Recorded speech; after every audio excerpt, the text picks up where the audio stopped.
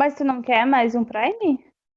O tablet? O... Ai, como é o Não, nome Meu disso? não. Deus! Nossa, o que aconteceu com a Luísa, gente? Bateu a cabeça, Não filha? sei. Não, gente, eu tô Você cansada. tá com delay. Eu sei que tá com delay, Luiz. Tô cansada, tô Vai e trabalhando volta demais. você. É, você tá lenta mesmo, Sou que a gente eu tá que tô falando com aqui delay? normal e você tá. Ai, socorro. Tá me ouvindo? Literature without frills. Hablamos literatura sin frescura. Literatura sem frescura. Literatura e o quê? Sem frescura. Resenhas, opiniões, tretas literárias. Você está ouvindo Literatura sem frescura. Olá, esse é o Literatura Sem Frescura, o podcast que fala de livros de um jeito que você nunca ouviu. Eu sou Luíse, do Instagram Amara Literária, também conhecida como Luíse Inacabada. Pronto. Falo de Florianópolis e, apesar do meu histórico de leituras inacabadas, 2021 já teve livros concluídos. Oh. E, inclusive, obras memoráveis aí nessa lista de livros concluídos. Então, para fazermos jus aos títulos que nos marcaram nos primeiros 6 meses deste ano esquisito, resolvemos fazer este episódio com nossas melhores leituras até agora. E para me acompanhar e trazer indicações incríveis, estão aqui minhas amigas e parceiras de podcast, Mai e Thaís. Oi, meninas! Olá, tudo bem? Eu sou a Mai, falo aqui de Londrina. Faço parte do Instagram Literário. Faço parte não, né? Porque eu sou sozinha. Instagram de uma pessoa só. Do Instagram Literário, @mai.books, que tá lá paradinho por conta de vida social, quer dizer, vida.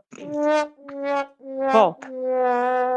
Vamos cortar tudo isso. Nope. Pessoal, tudo bem? Eu sou a Mai, falo aqui de Londrina, sou do Instagram Literário, @mai.books, e estou aqui para conversar com vocês e contar quais são as minhas melhores leituras do primeiro semestre. Bora lá.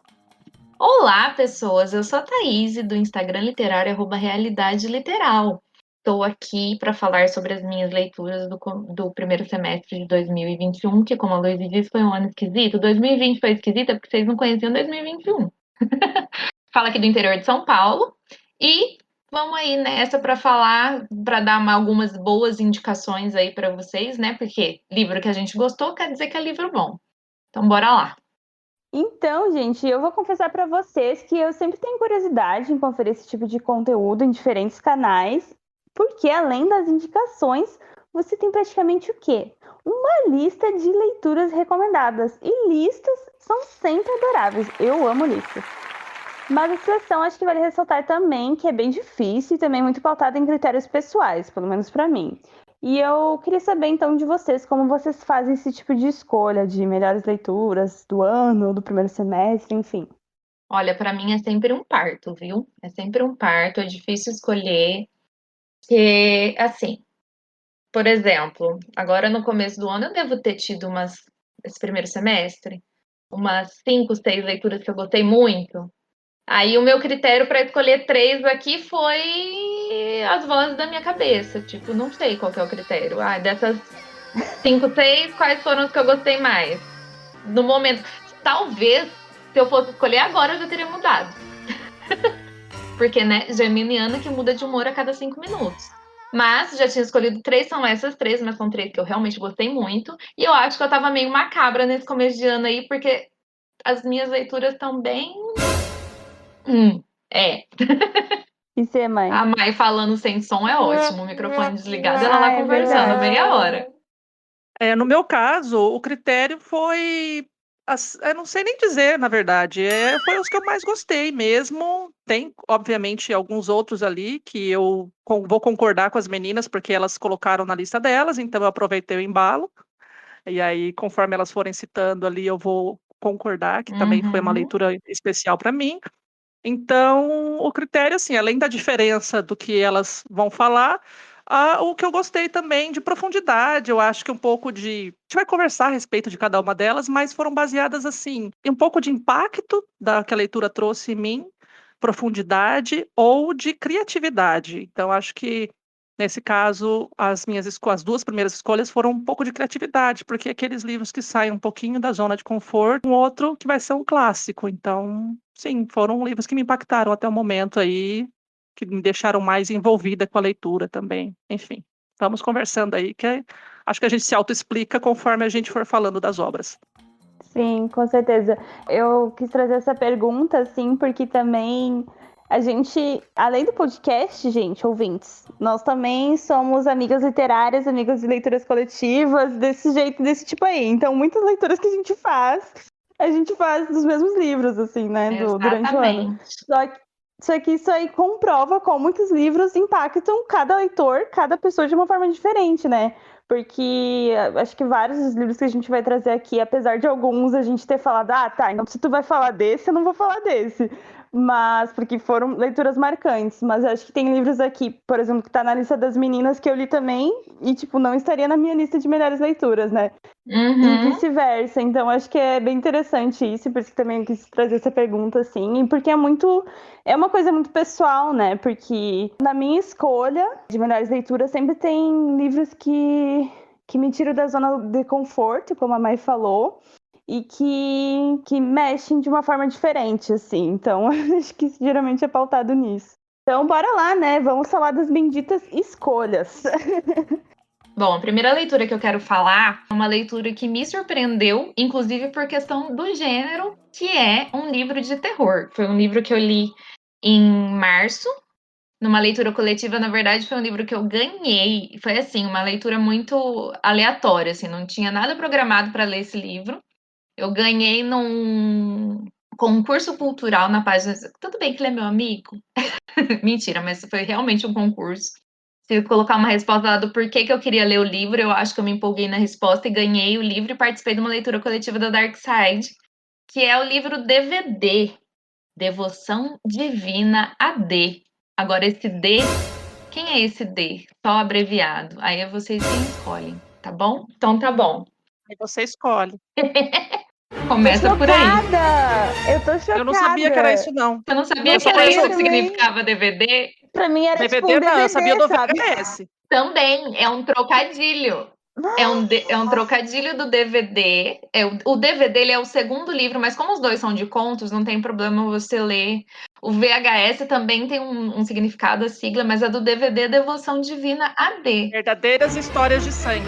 Isso, o DVD é Devoção Divina AD, D pontinho, D abreviação de alguém, que é um livro nacional de terror do autor César Bravo, que já virei fã e já quero ler todos os livros que esse homem escreveu, porque sim, a gente leu numa leitura coletiva um conto ou dois por dia, dependendo, porque tinha uns contos que eram bem pequenininhos, e gente do céu.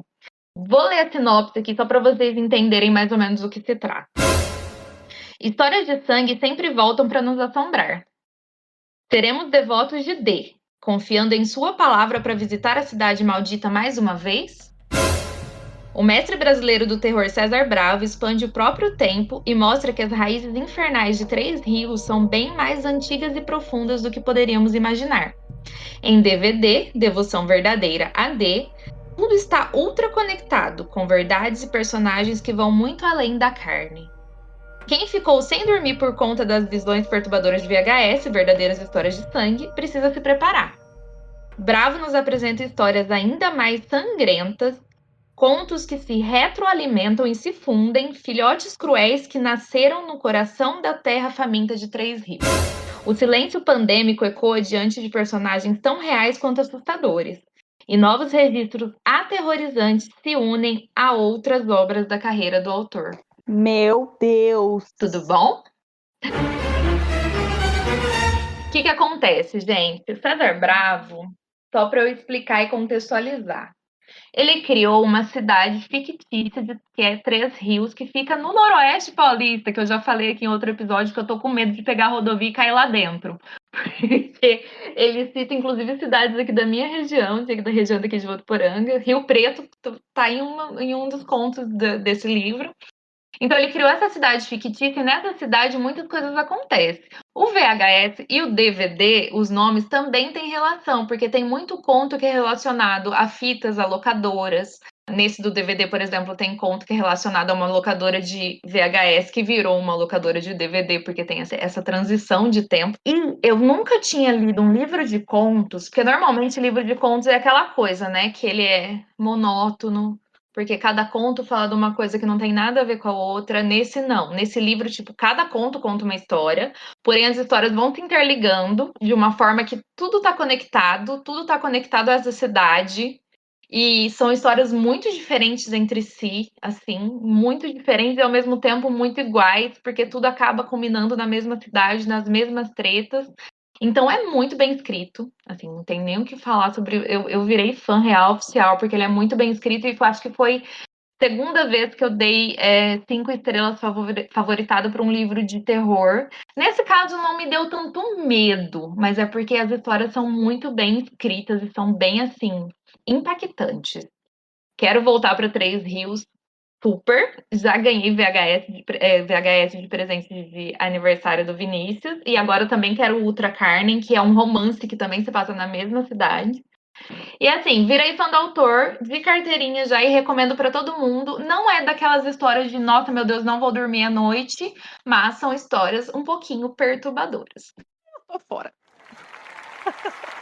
Eu tô apaixonada. Tranquilo. É muito maravilhoso. Eu não fazia ideia que era tão interessante assim. Eu já tinha visto resenhas quando tu falou, assim, né? Também Sim. lá no. Falou da leitura coletiva e tal. Eu tinha achado interessante, sim. Mas eu ultimamente tenho lido pouco livros de terror, apesar de gostar bastante. Eu tô meio afastada. Nossa, mas eu tô apaixonada agora pelo sua fala. É muito bom, é real muito bom. Vai pra minha lista da Amazon agora. Real muito bom, Muito entrou pra legal. minha lista de favoritaços, assim, vai entrar para de favoritos do ano, primeiro semestre, não tinha nem o que falar. Não tinha nem como não tá aqui. Provavelmente vai ficar o DVD no primeiro semestre e o VHS no segundo semestre. O VHS, provavelmente. Já no meu caso, primeira leitura que eu venho indicar para vocês como melhor do ano, Pedro Páramo, de Juan Rulfo. Eu li esse livro em janeiro e para mim, assim, foi uma leitura. Ele é um livro fino, mas ele é um livro que me surpreendeu bastante porque eu não conseguia parar de ler para poder entender toda aquela carga, toda aquela informação que ele traz. Porque ele traz vários personagens narradores, às vezes em primeira pessoa, às vezes em terceira pessoa, e eles se interconectam. Foi impactante e profundo o negócio. Então, deixa eu mais ou menos dar uma pincelada do que se trata, né, esse livro. Ele é o único romance do escritor mexicano Juan Rulfo, e foi publicado em 1955. E ele é considerado um dos precursores aí dos melhores e mais influentes romances da literatura hispano-americana. Inclusive, Jorge Luiz Borges, Gabriel Garcia Marques, meio que se inspiraram aí neste livro de Juan Rulfo para escrever os seus realismos mágicos e tudo mais. E aí, o que conta mais ou menos, né, a história do Pedro Páramo é que Juan Preciado, ele é um personagem principal, mais ou menos também, né? Porque, que nem eu falei, são vários personagens narrando ali. Após a morte da mãe, ele volta à cidade de Comala para procurar o pai, Pedro Páramo. Logo que chega, ele fica sabendo que este já havia morrido há anos. Em Comala, entra em contato com diversos moradores, todos de alguma forma ligados ao falecido pai, proprietário da fazenda Meia Lua, a maior da região. Muitos, inclusive, filhos naturais dele. No caso dessa história, é essa interligação de todos esses personagens que a gente vai conhecendo e se aprofundando um pouco mais a cada capítulo em cada uma das suas histórias, em que elas vão se entrelaçando e, obviamente, como toda a característica, né, da literatura hispano-americana, no caso, traz uma carga ali de regionalismo com realismo mágico. Enfim, é maravilhoso. Eu li em 2 dias, eu acho. O nosso amigo Vila ficou meio surpreso, perguntou se eu entendi o livro. Sim, eu entendi o livro. Só que é o tipo de livro que ele tem uma carga emocional, espiritual, uma carga até um pouco pesada e sombria em alguns trechos, então que, obviamente, se possível, eu vou querer, na verdade, relê-lo em algum momento, porque é mais ou menos aquela história que a gente falou sobre 100 anos. É um tipo de livro que você lê e você se depara com elementos e coisas diferenciadas a cada lida, né? Você se aprofunda cada vez mais naquela história e naqueles personagens. Então, fica aí como indicação, minha melhor primeira leitura desse semestre, Pedro Páramo, de Juan Rulfo. Já que você já comentou sobre o Gabo, eu acho que é o que dizem, né? Que Gabo não teria escrito 100 anos de solidão se não houvesse lido antes Pedro Páramo, né? E esse é um... Você falou que não conseguia parar de ler, eu consegui parar de ler. Eu ia ler esse livro ano passado, mas eu li só num... Óbvio. Mas Eu li assim, numa ó, é uma viagem de dica. ônibus só. Eu li o prefácio que falava um pouco sobre o escritor, que eu achei maravilhoso, que ele escreveu pouquíssimo, assim. Tem mais páginas escritas sobre o que ele escreveu do que realmente o que ele produziu, sabe? Então ele era muito econômico nas palavras, mas muito certeiro, assim. E aí eu comecei a ler a história, eu achei maravilhosa. É bem isso que a Mai falou, é essa chegada desse cara nessa cidade que não sabe o que é, ele começa a ver figuras que talvez não estejam vivas, eu não sei. E tem toda essa figura mística do pai, enfim. Mas eu parei de ler porque eu faço isso, né? Eu tava lendo 100 mil outras coisas, na real é porque eu tinha comprado e aí eu tava com ele na bolsa. E aí eu comecei a ler, e aí eu li numa viagem de ônibus e aí depois eu não continuei. Mas eu acho que ele é maravilhoso, sim. E o que eu ia comentar também do Gabo, né? Que também se inspirou pra caramba nesse livro. E eu acho que ele é um dos inauguradores, assim, desse realismo fantástico latino, né? Sim, sobre o você parar, né? Eu sei que é uma coisa peculiar sua e que você tem aí intrínseca em você de abandonar, mas o que eu senti quando eu comecei a ler esse livro foi que cada capítulo era totalmente diferente um do outro. E aí eu peguei e pensei, falei assim, meu, se eu ficar lendo um capítulo, sei lá, por dia, ou pouca coisa por dia, eu vou me perder nisso aqui. Então eu garrei num negócio de um jeito que para poder entender o que estava acontecendo, porque senão, 5 capítulos depois, vai citar a fulaninha lá do primeiro capítulo, que você não vai saber o que que era, então você vai ficar perdido. Então eu senti que se eu continuasse, né, quanto mais a ler, mais me agarrasse àqueles personagens, eu ia conseguir entrar numa linha contínua ali para poder compreender toda essa história da Fazenda Meia-Lua e do Pedro Páramo e tudo mais. Então, foi por isso que eu fui mesmo de uma vez, porque se eu parasse, acho que, sei lá, uns 2, 3 dias, eu já ia me perder. Então, foi assim que eu me senti, com relação a essa história, no caso. Que fica aí a dica, então, para quem for ler Pedro Páramo, leia de uma tacada só. De acordo com a Mai, melhor jeito de Mesmo que ler. não entenda muito o que está acontecendo ali, eu senti que eu deveria continuar, porque se for lendo pedacinho, pedacinho, a não ser que você anote o que está acontecendo em cada capítulo, porque ele realmente ele transita assim em personagens e épocas, às vezes para trás, às vezes para frente, às vezes no presente. Então, para trás, para frente é para acabar, né? Mas futuro não, Entendi. presente, passado, ele alterna muita coisa. Por exemplo, conta a história do Pedro Páramo, o pai do Juan Preciado, quando ele era jovem. Aí depois volta lá no Juan Preciado no presente. Então, assim, é uma coisa meio confusa se você ficar lendo muito picado. Mas é um livro fino, dá para agarrar nele aí, acho que nos 3, 4 dias, assim, tranquilo. Eu fui porque, sei lá, acho que eu peguei no final de semana e embalei. Mas é um livro maravilhoso e tá aí, né, como Isso que eu referência. ia falar, ele é um livro curtinho também, né? É. Lembrando o que a Luíse comentou até sobre as palavras, as coisas, eu lembro que, se eu não me engano, nesse prefácio que eu vi, que Juan Rulfo ele comenta, né, que escrever é fácil, né, um romance, escrever, ele vai escrevendo, você tem que escrever, escrever, escrever, escrever, depois você tem que, o mais difícil é você lapidar, você conseguir tirar a história de tudo aquilo que você escreveu e fazer aquela, como se fosse peneirar mesmo, né, tirar tudo que não é que não presta, né? Que não vai funcionar e trazer a obra-prima, a peça ali, de acordo com o que você imaginou, enfim.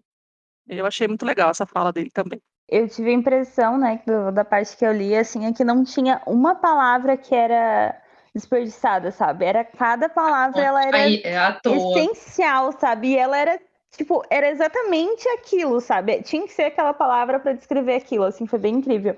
E eu li uma frase que eu agora não. Eu tenho anotado no livro que eu marquei, mas não tá aqui o livro. Mas eu li uma frase que eu li assim, eu li 5 vezes, eu anotei em caderno, porque eu achei ela muito perfeita, assim, sabe? Eu achei muito perfeita. Eu fiquei nesse looping com essa frase e eu parei de ler depois, logo depois. Mas eu fiquei nesse looping, assim. Surtou. Entender, gente. Não, mas olha só, o bacana também é o que traz a nossa reflexão aos calhamaços que estão sendo produzidos hoje, só enchendo linguiça, né? Alguns autores aí só ficam enchendo linguiça e tal, enrolando.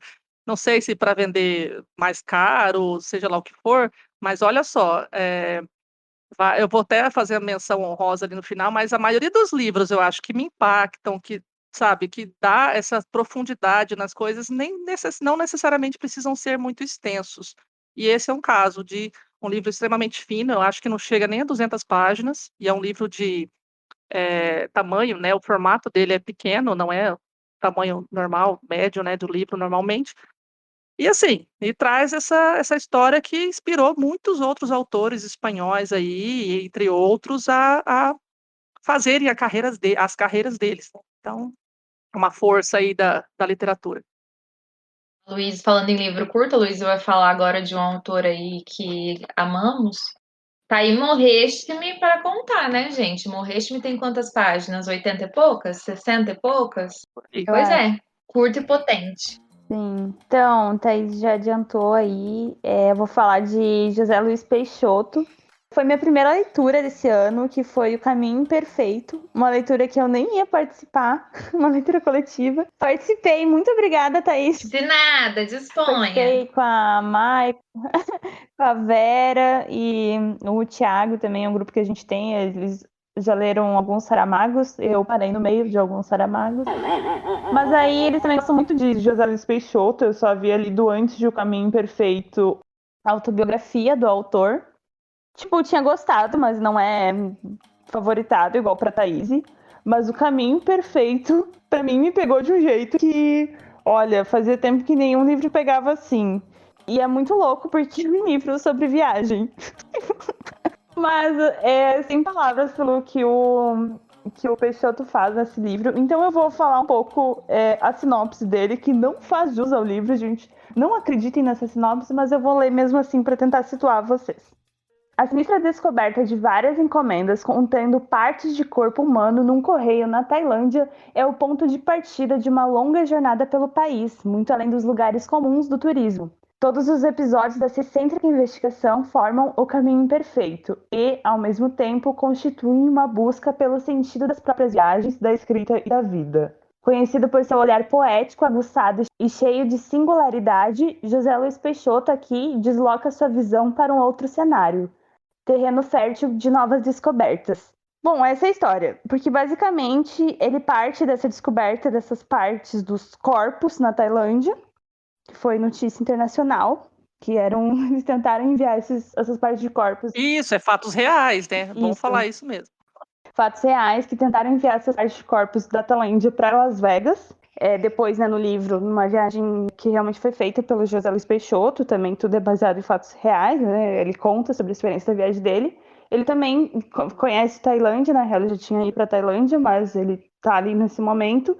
E depois ele vai para Las Vegas também, porque ele queria ir atrás desse endereço em que seriam enviados esses pedaços de corpos. Mas isso é muito mais do que conhecer esse país, assim, por esse olhar singular, né, do autor, porque ele vai realmente para lugares que turistas comuns não iriam, assim. Mas eu acredito que o que me pegou mais foi muito mais essa viagem interior que ele faz. Porque ao mesmo tempo que ele está contando esse livro, essa história, no próprio livro ele faz um processo de tentar se descobrir do porquê que ele escreve, do porquê que ele viaja, porque para ele viajar é algo que faz parte dele, assim, ele realmente precisa disso. Por que ele precisa contar essas histórias e como que ele vai contar essas histórias. Então, quase no final dele, ele fala que ele usa vozes que ele ouviu, sabe? Tipo, não as vozes das nossas cabeças, igual a gente, mas como se fossem as vozes que ele ouviu nessa viagem, assim. Então, ele tenta trazer essas pessoas à tona. Mas também tem toda essa viagem interior dele de descoberta e de razões por que ele faz arte, né? E aí eu me peguei também pensando sobre o que move a gente na nossa vida, né? O que motiva a fazer. Enfim, fiquei viajando horrores, amei essa leitura, amei. Fiz marcação, foi o primeiro livro que eu destravei e comecei a anotar lápis, a sublinhar lápis, que eu não sublinhava lápis em nenhum livro. E eu comecei porque eu precisava fazer alguma coisa com ele. E aí eu sublinhei lápis.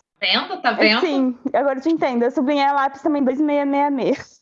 Nossa, eu escrevi ele todo. Aí eu tô cheia de marcação, assim. Peguei 2 citações bem para vocês talvez entenderem um pouco mais sobre o que eu tô falando. Uma dessas citações é a seguinte: somos os principais carcereiros da nossa liberdade.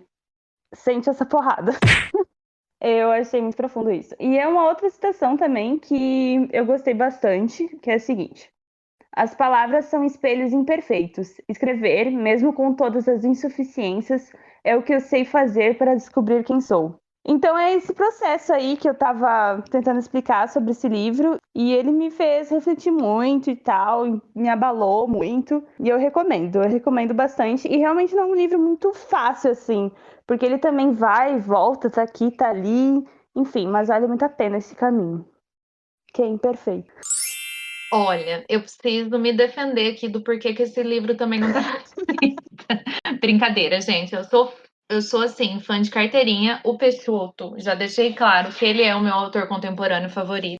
Homem, né? Porque a mulher é a Yendi, ninguém toma o lugarzinho dela no meu coração.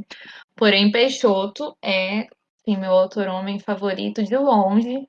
Só que esse livro eu demorei um pouquinho para engrenar. Eu acho que era mais o meu momento do que algum problema do livro, sabe? Quando o teu momento não tá. E por ele ser uma não ficção, querendo ou não, ele é um relato de viagem. Tudo bem que é um relato de viagem do Peixoto, que não é igual o relato de viagens de ninguém, porque ele começa a filosofar e ele escreve com aquela escrita poética linda, maravilhosa dele, que, pelo amor de Deus, gente, esse homem, sério. Então, esse livro, para mim, não foi um 5 estrelas, entendeu? Porque ele demorou para engrenar, tinha algumas partes que ele ficava meio chatinho para mim, assim, principalmente no começo. Depois eu acho que eu dei uma engrenada boa nele, eu também, ele tá inteiro marcado. O meu livro tá cheio de citação, porque o Pessoa ele escreve tão bem, ele escreve cada coisa. Ele é tão certeiro com as palavras e tão poético que tem umas citações dele que você fica, meu Deus, como é que esse homem consegue escrever essas coisas tão bonitas? Sim. Porque não é possível uma pessoa conseguir escrever um trem bonito desse. Ele é muito maravilhoso, sério. Então ele não foi um 5 estrelas, ele foi um 4,5 para mim. Mas é tudo isso aí que a Luísa falou, assim, um pouco mais. Não se atenham ao fato de ser um relato de viagem, porque não, como eu disse, não é um relato de viagem de qualquer pessoa. É um relato de viagem de Peixoto, que não tem nada a ver com relato de viagem de mais ninguém nesse mundo, entendeu? Porque só ele consegue. Aí ele viaja para dentro dele mesmo, ele começa a contar histórias de quando ele era criança, e aí ele vai contando sobre as. Tipo, ele dá algumas imagens do que ele vê durante essa viagem, assim, ele faz uns recortes tão bonitos, assim, de coisas que talvez a gente não prestaria atenção e ele presta com o olhar poético que ele tem, sabe? É muito lindo mesmo, muito bem escolhida essa sua indicação, Dona Luísa, muito bem escolhida aí entre o seu top 3. Ah, valeu. Então, é bem isso mesmo. Também queria ressaltar que é sobre a Tailândia, né? E ele até chega a citar, eu acho muito curioso isso, como um autor contemporâneo, né? Ele dialoga muito com a gente. Então, ele chega a citar até Seu Beber Não Case, que foi filmado lá. E então, ele tá muito... E as tatuagens da Jolie, que a Angelina Jolie fez lá. Eu não vou me esquecer que ele fala das tatuagens da Angelina Jolie, gente. Verdade. Ele traz isso, que como a Tailândia, apesar de parecer estar muito presente pra gente, é uma presença muito no fetiche, assim, né? É uma coisa muito criada, e essa visão, a gente só recebe essa visão do que é de fora, e aí olha pra lá, é tudo excêntrico, tudo que é feito lá é excêntrico. Só que ele mostra que não, né? Tipo, é uma coisa que é da cultura deles, mas não por isso é excêntrico, né? Aquilo faz sentido pra eles, e ele respeita isso, e ele conta de uma forma que você conhece uma Tailândia de outro jeito, né? De um outro olhar, o olhar dele. Então, muito bom. E aí até ele comenta que todo mundo faz livros de viagem sobre a Tailândia, né? E ele até conhece uma senhora que daí ele fala que está escrevendo um livro de viagem sobre a Tailândia. Dela, eu vou escrever um livro sobre a Tailândia também, mas eu morei lá por 30 anos. E aí meio que quer desacreditar ele que viajou lá por uns meses. E aí ele depois fica assim, tá meio... desenchavido, assim, mas depois ele fica refletindo que ele vai escrever sobre que ela vai escrever sobre a Tailândia que ela conhece, sobre a Tailândia dela. E ele vai escrever sobre a Tailândia dele. Então, acho que é bem isso, assim. Esse livro de viagens é dele mesmo. Exatamente. É legal a parte também da veinha lá em Lisboa que bate nele, que xinga ele. Tem a parte lá que ele tá andando lá, Sim. você não sei o quê, Sim. o poeta, né? Aí você, seu decente, não sei o quê, porque, tipo, não escreve o que ela quer ouvir. Ele não dá moral pra ela. Vai até dar, só que a hora que ele fala, né? Por que você não escreve sobre tal coisa? E aí ela fica de cara, assim, porque acha que, tipo, só porque ele é escritor tem que escrever sobre qualquer coisa. Uhum. Também li esse livro, também me foi muito especial, assim, bacana compartilhar essa leitura com o pessoal lá no grupo. E também gostei bastante dessa questão da cultura vista pelos olhos dele, pelas relações íntimas que ele fez também com cada parte da viagem dele e tudo mais. E eu só digo que eu fiquei com inveja da vida dele, né? Eu já comentei com a Thaís já comentou Pois comigo é. várias vezes, essa vida, né, de viajar e escrever sobre as viagens E e ter ganhar pra esse isso. olhar, ganhar para isso e ter esse olhar poético também, né? Eu devia ter, de repente, se eu viajasse mais de graça, assim, de repente também tivesse olhares poéticos sobre as Pois coisas. é. Eu achei que você ia dizer que você ficou com inveja da nossa amiga Vera, gente. A Vera que participou do nosso episódio sobre o Saramago, Filha da mãe, a Ah, tem tatuagem. isso também. a tatuagem. Não fala mais É, nada. Se você quer saber, Não é Não spoiler. fala mais nada, exatamente. Quem quiser saber a história Vai da ler aí, tatuagem gente. tem que só quem ler Vai ler lê aí, Caminho gente. Perfeito. e tem esse direito de conhecer a tatuagem. E depois vem perguntar pra gente por que a gente tem inveja da Vera. É, porque eu tenho muita. Assim, não perdoei ela ainda. Quem sabe um dia Né? ele Eu também. consiga. Ele vem direto para o Pois Brasil, é, né? Então, pois de é. repente, a gente pode até encontrar ele Talvez por a aqui. gente vai atrás dele. Vamos as três doidas. Eu vou fácil. Passamos então para a nossa segunda rodada de indicações fabulosas. Quero saber aí quais são as próximas. Eu venho com a segunda indicação, que é o Torto Arado, do autor Itamar Vieira Júnior, brasileiro. Essa leitura me foi agraciada em fevereiro, depois de livre, espontânea pressão e chateação e irritação do nosso Meu Deus. amigo velho chato Testemunhas de Torturado. Vila Marque, não, gente. Vila Como é o Mar. nome dele, gente? Oxi! É Vila Marque mesmo, né? Bateu a cabeça também. Não, é que por um momento, é que assim, meu ex-cunhado chamava Bismarck. Ixi. E aí eu sempre associo o nome Bismarck com Vila Marque, e aí eu, por um segundo, eu achei que eu estava chamando meu ex-cunhado. Doido. Isso. Do nosso amigo Vila Marque, testemunha da palavra de Torturado. Esse livro realmente foi uma surpresa grata, ainda mais por se tratar de um livro nacional. Foi um hype aí também, né? Não gostou, Thaís? Mais ou menos. Não, gostei, mas não acho que é tudo isso, não. Também não. É que nem eu falei, das leituras que eu fiz aí, algumas as meninas já vão falar, obviamente, então eu quis colocar esse porque também foi uma leitura bacana, agradável, e aí principalmente por ser uma obra nacional, foi premiado e estava aí na boca do povo até pouco tempo, agora deu uma baixada na bola aí. Então, o Torturado conta uma história de duas irmãs, a Bibiana e a Belonísia, que foram marcadas por um acidente de infância e que elas vivem, no caso, em condições de trabalho escravo contemporâneo. Então, essa é a temática mais forte aí do Itamar Vieira. Elas vivem numa fazenda no sertão da Chapada Diamantina.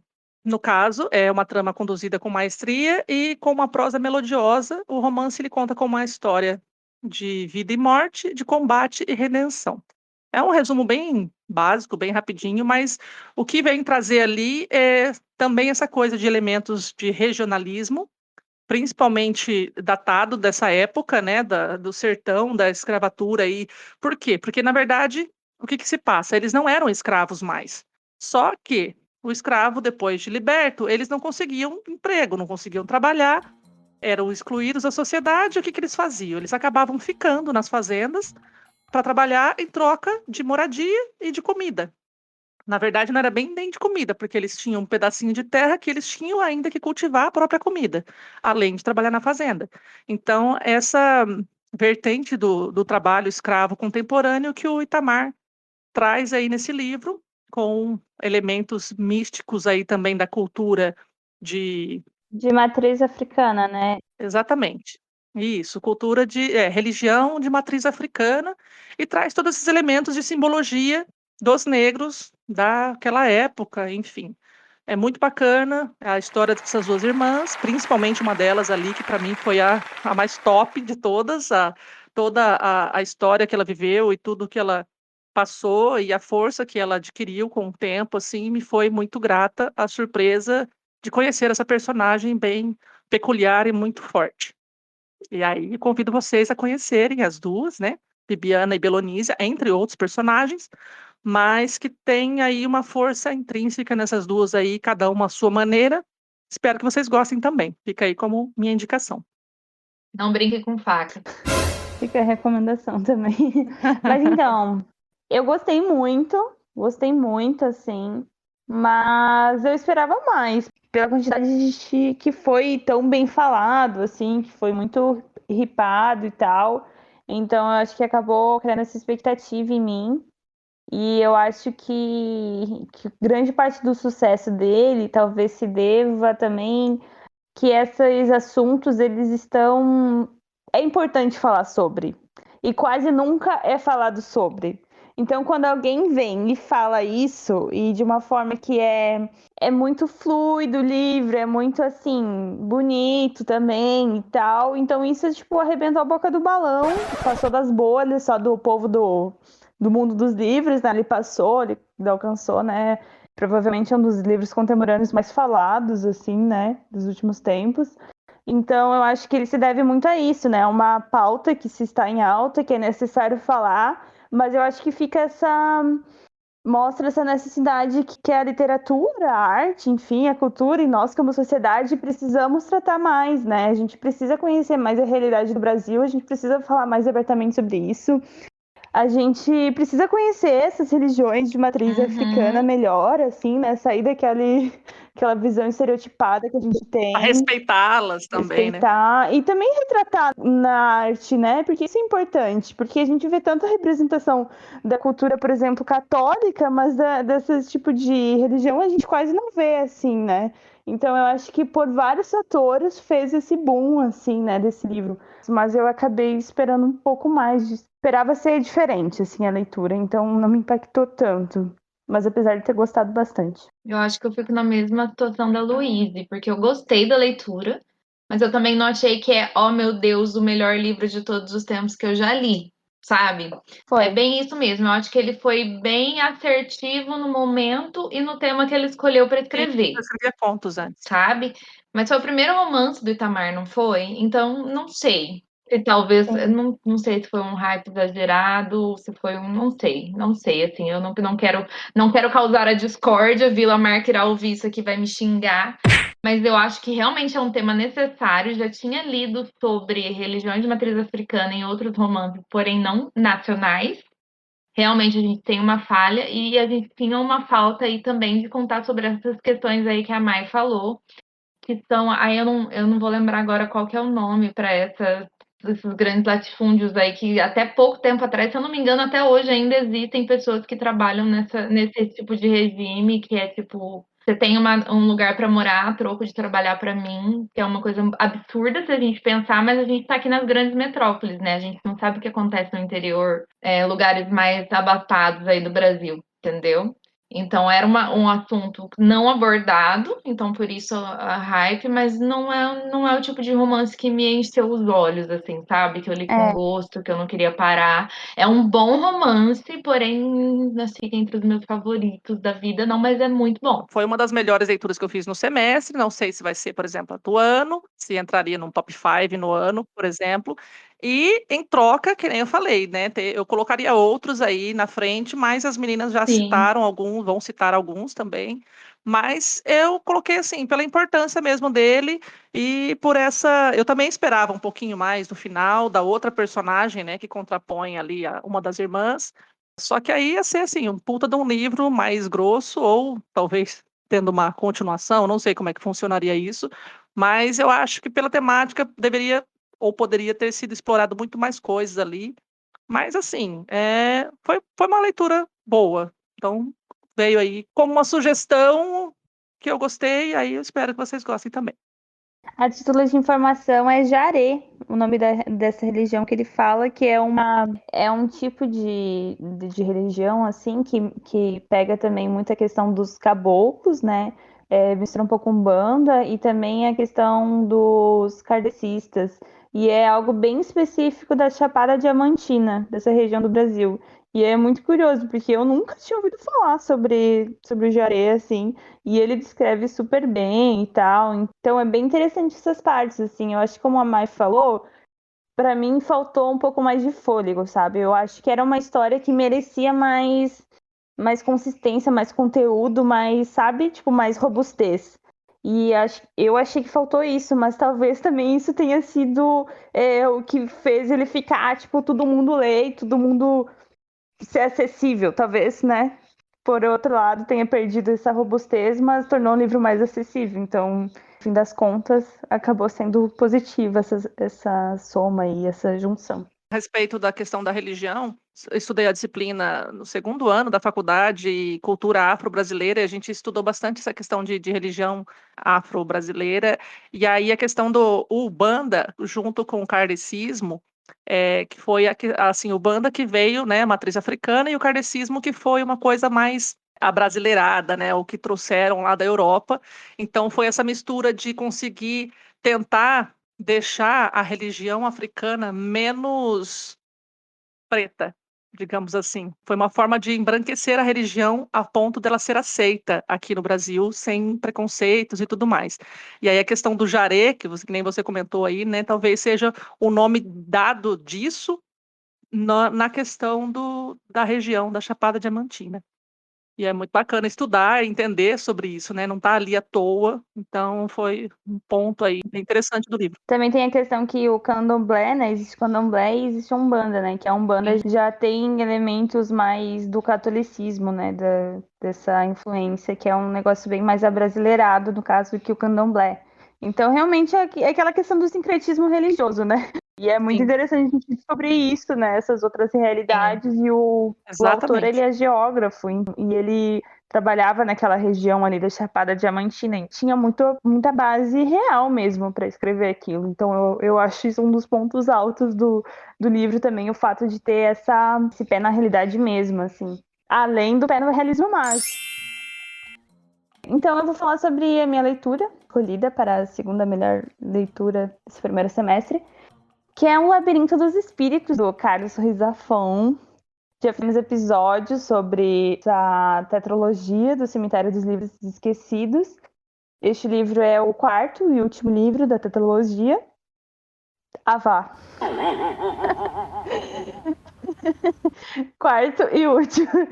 Sobre a sinopse, então, eu vou ler para vocês. Quem ainda não nos ouviu falando sobre essa série, para conhecer. Madrid, anos 1950. Alicia Gris é uma alma nascida das sombras da guerra que lhe tirou os pais e lhe deu em troca uma vida de dor crônica. Investigadora talentosa, é a ela que a polícia recorre quando o ilustre ministro Maurício Valls desaparece. Em Barcelona, Daniel Semperi não consegue escapar dos enigmas envolvendo a morte de sua mãe, Isabela. Os fios dessa trama aos poucos unem os destinos de Daniel e Alicia, conduzindo-os de volta ao passado às celas frias da prisão de Montiel, onde um escritor atormentado escreveu sobre sua vida e seus fantasmas, aos últimos dias de vida de Isabela, com seus arrependimentos e confissões, e a intrigas ainda mais perigosas envolvendo figuras capazes de tudo para manter antigos esqueletos enterrados. Tava com preguiça, né, de procurar a sinopse, aí você foi buscar lá no episódio do especial do Zafón, né? A sinopse da Amazon mesmo. Um pouquinho resumida. Eu acho que ela foi. Acho que a gente já falou bastante sobre esse livro, mas eu acho que não poderia deixar de estar aqui entre as minhas melhores leituras desse primeiro semestre. Porque se encerra essa quadrilogia maravilhosa que a gente ama tanto, que faz a gente mergulhar nessa banha sombria, em que muitas coisas acontecem, muitos mistérios, tem livros, tem Ai, gente, é tudo de bom essa quadrilogia. E esse livro final, então, meu Deus, eu não vejo a hora de fazer uma releitura. 2022 me aguarde, porque vai haver uma releitura desse livro. Porque eu li muito rápido, pra mim, né? Eu li em mais de um mês, eu li ele Ah, entre fevereiro e março. eu já falei, A como gente leu assim? esse livro, foi uma leitura conjunta com as meninas, né? E outras pessoas também. Eu acho que foi entre fevereiro e março que a gente fez essa leitura. Pra mim foi muito rápido. Meus moldes, deixe Porque claro. eu tava muito ansiosa pra saber o que tava acontecendo, porque além de todos os negócios muito bem escrito, uma narrativa muito bela, São 600 600 páginas, né? Então tem muita páginas, coisa. mas também tem isso de investigação, né? Então tu quer saber de mistério, e tu quer resolver as coisas, não sei o quê. Então eu acabei achando que foi rápido. Então eu quero fazer uma releitura ano que vem já para apreciar ainda mais essa obra, mas com certeza foi bem marcante, muito especial. Eu não posso dizer diferente, apesar de que eu reli ele também aí nessa mesma época, só que como para mim já era a segunda leitura dele, eu não coloquei, mas eu tô de acordo aí com como uma das mais favoritas aí para o semestre. A Luíse trouxe, porque foi a primeira leitura dela, então eu concordo e super indico, obviamente, a tetralogia inteira, que você, se não sabe, não conhece, chegou aqui de Gaiato, confere lá o episódio especial do Zafon, a tetralogia do Cemitério dos Livros Esquecidos, que a gente fala bastante a respeito deles. Aí, de repente, também, se você quiser ler os livros primeiro e depois conferir lá, enfim, fica a seu critério. Uma indicação super maravilhosa. A gente comentou sobre todos os personagens, É verdade, mas dá pra não tem conferir spoiler antes Quase nenhum. de não deu ler, se spoiler. quiser. E é muito maravilhoso, o episódio tá muito legal. Aquelas não terminei de Brincadeira, editar. gente, não. A gente comentou por cima, mas não tem spoiler, não. E a sua indicação, Thaís, qual que é? Bom, bora lá para minha segunda indicação, o meu segundo favorito. Sim, eu fui de trás para frente. O DVD foi o terceiro, esse é o segundo e o próximo será o primeiro, para deixar aí vocês instigados.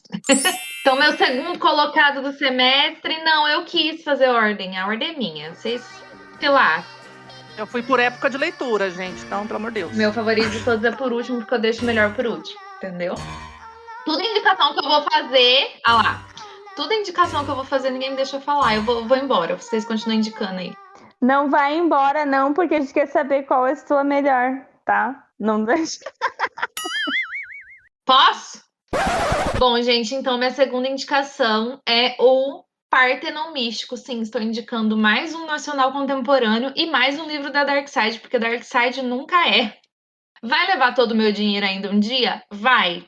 Mas vai levar me deixando feliz, porque esse livro é maravilhoso, tá? Partenon Místico, que é um primeiro livro do universo brasiliano e steampunk do autor Enéas Tavares.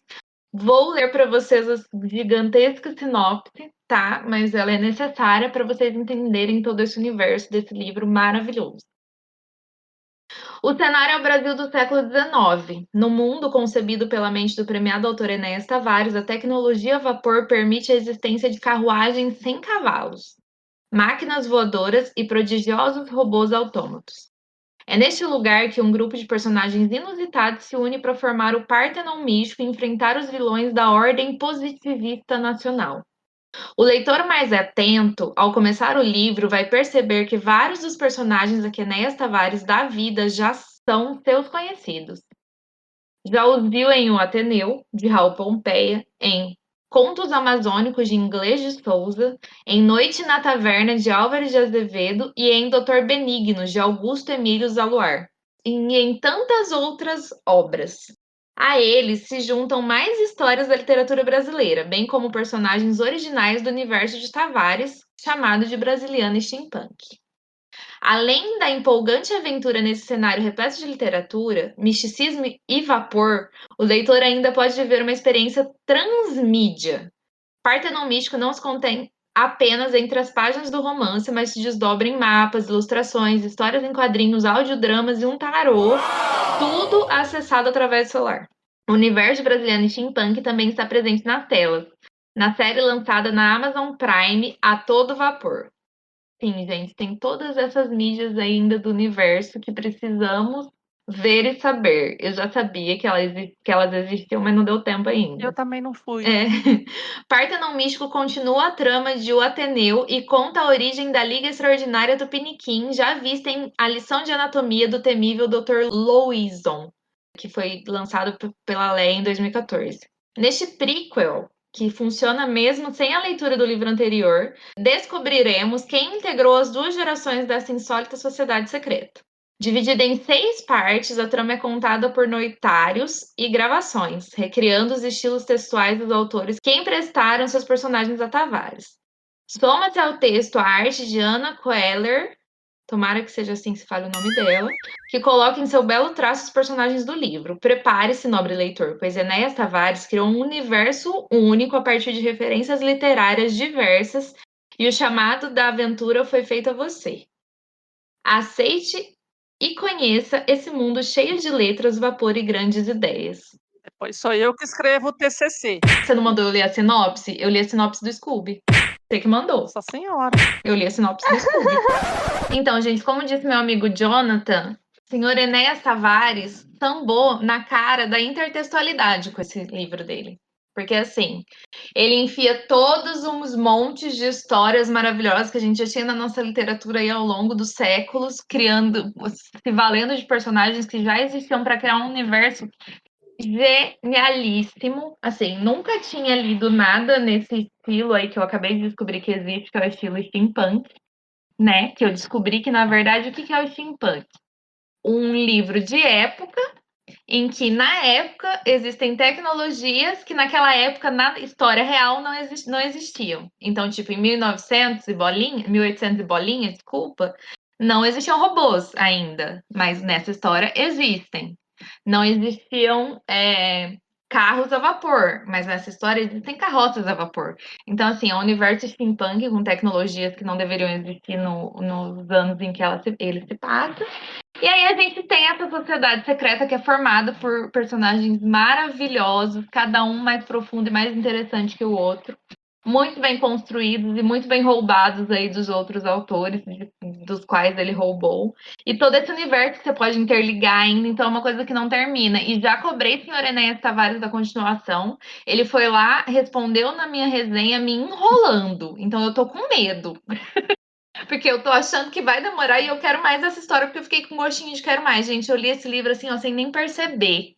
É uma fantasia deliciosa, super surpreendente, assim. Você acha que você tá entendendo o que tá acontecendo, você é feito de trouxa. Porque existe um grande plot twist que me deixou assim, gente, esse homem é muito do gênio escrevendo isso aqui. É muito bom, Mai leu também, então Mai pode me ajudar falando aí qual que foi a experiência dela nessa leitura também. Ai, foi maravilhoso. Eu, assim, já no prefácio ali, ele dá uma explicaçãozinha a respeito do modo da escrita, porque a escrita ele coloca também como se fosse antigo, né? O jeito, a Uhum. grafia da escrita dele, ela já tem essa peculiaridade. E esse universo mesmo que ele criou foi muito, muito sagaz, porque eu, sinceramente, não tinha ligado o nome dos personagens aos personagens reais já existentes. A história, por exemplo, até o Ateneu, que é a escola que os 2 personagens ali mais principais estudaram, tem a ver com a história realmente do livro O Ateneu. Solfieri, ele foi tirado lá da Noite na Taverna. Enfim, então esses personagens que ele traz ali, no final que eu falei assim, gente, olha só que genial. E assim, e esses elementos, obviamente. Olha esse povo! Olha esse povo e a história deles ali conversando com uma nova história que ele criou, uma aventura que, assim, para mim até foi rápido demais, eu não sei, a gente estava Sim. numa leitura coletiva lá com livros da Nath, e, obviamente, mais uma vez, como sempre, eu não consegui me ater apenas nas metas, então eu fui endoidando, porque, tipo, não, e são aquelas ideias de capítulos curtinhos, que você, mais um, acabou, e eu socorro, o que eu faço agora?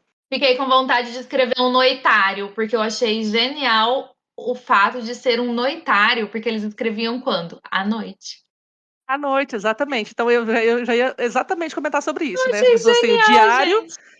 e o deles é o noitário, porque eles, antes de dormir, escreviam. E isso também me conectou bastante com a história, porque a história toda é relatada pelos noitários de cada um dos personagens. Então, cada um tem a sua visão do que está acontecendo ali.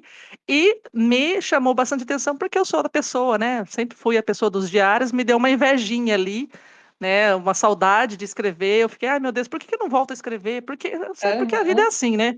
A vida adulta é complicada. Mas, sim, genial. Um livro belíssimo da Dark Side.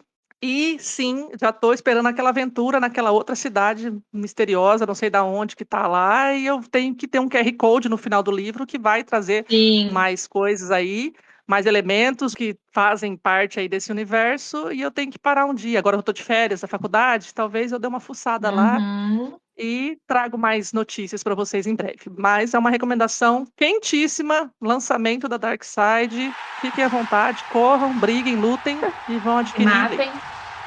É muito legal. É muito maravilhoso. Ah, e o plot twist também do final da aventurinha lá, também achei magnífico falei. aquilo. Assim, gente, que legal. Ah, você falou? Eu vi que você Falei. comentou alguma coisa, mas ali teve um quezinho ali de místico. Porque é Partenon místico, né, gente? Então, tem vários elementos místicos ali também, que se você for pesquisar mais a fundo, você vai encontrar coisa aí com estudos, né, místicos que já são feitos há décadas não, milênios, né? Enfim, muito bacana, muito bem produzido e é maravilhoso. Também tá nos meus melhores. Aí a Thaís trouxe, né? Aí, tipo, eu tô aqui reforçando a indicação. Queria dizer para vocês que estou completamente arrependida da ideia deste episódio, porque eu acrescentei muitos livros no meu wishlist.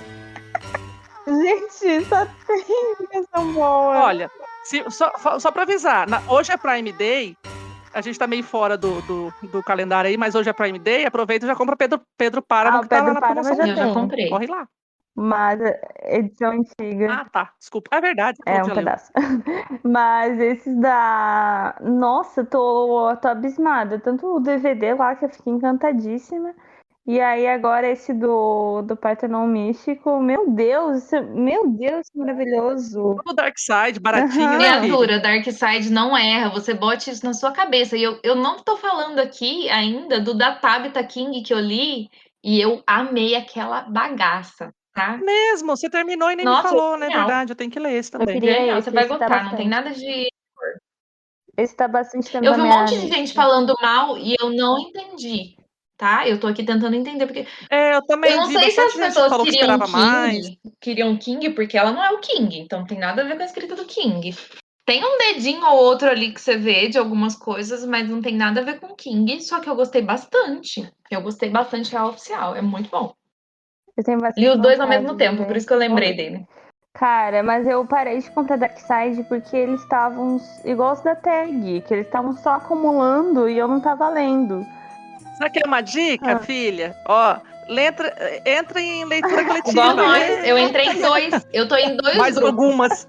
Eu tô em 2 grupos de leitura de Dark Side e é o que eu tô fazendo pra desenrolar eles.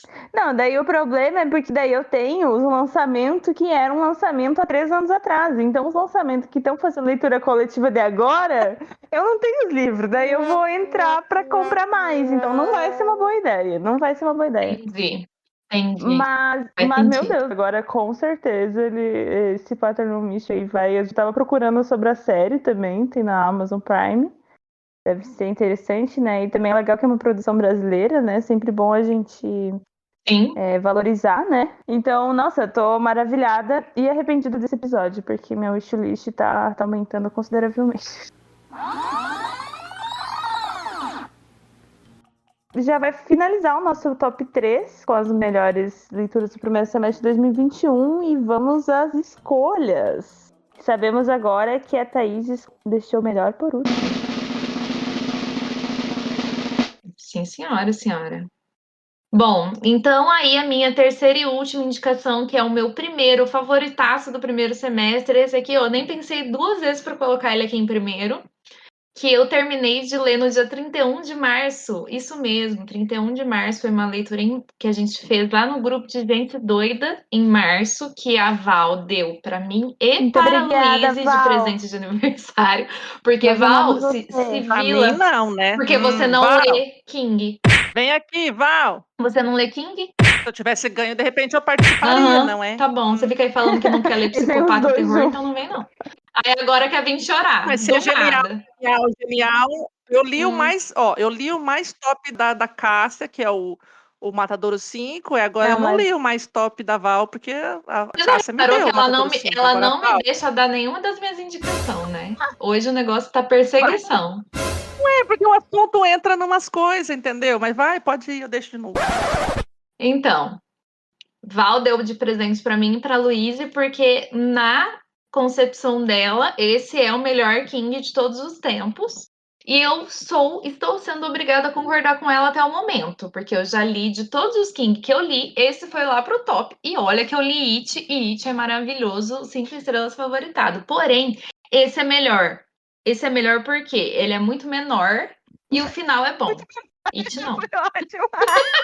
Então, esse é o meu critério, porque por isso ele foi para o primeiro colocado, gente. Eu tô falando dele. Misery.